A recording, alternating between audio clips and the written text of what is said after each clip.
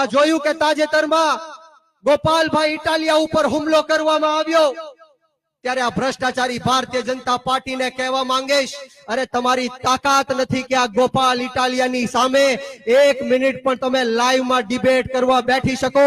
તમારી ઓકાત નથી કે ગોપાલભાઈ ઇટાલિયાએ જે કામો કર્યા છે એ તમારા 156 ધારાસભ્યો કામ કરીને દેખાડે.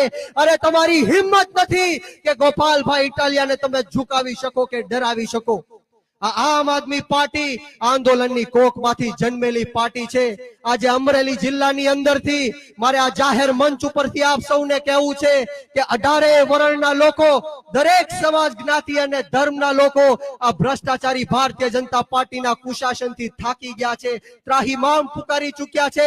પાટીદાર સમાજની વાત કરું તો અમરેલીની અંદર પાટીદાર સમાજની એક દીકરીને રાતના 12 વાગે ઘરમાંથી કાઢીને સરઘસ કાઢવામાં આવે છે, પોલીસ સ્ટેશને લઈ જઈને એમને પટ્ટા મારવામાં આવે છે.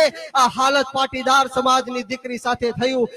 અમરેલી જિલ્લાની વાત કરું તો લાઠીની અંદર 30 કરતા પણ વધારે કોળી સમાજના લોકો ઉપર હુમલો કરીને કોળી સમાજના લોકોને જેલની અંદર નાખવામાં આવ્યા છે. હમણાં સુદામડાની અંદર આમ આદમી પાર્ટીની અરવિંદ કેજરીવાલ સાહેબની જ્યારે સભા થઈ ત્યારે દલિત સમાજના એક યુવાનને મારી નાખવાની ધમકી આપે છે, ગાળો આપે છે. ત્યારે આ ભ્રષ્ટાચારી ભારતીય જનતા પાર્ટીને આપણે સમજવાની જરૂર છે મિત્રો.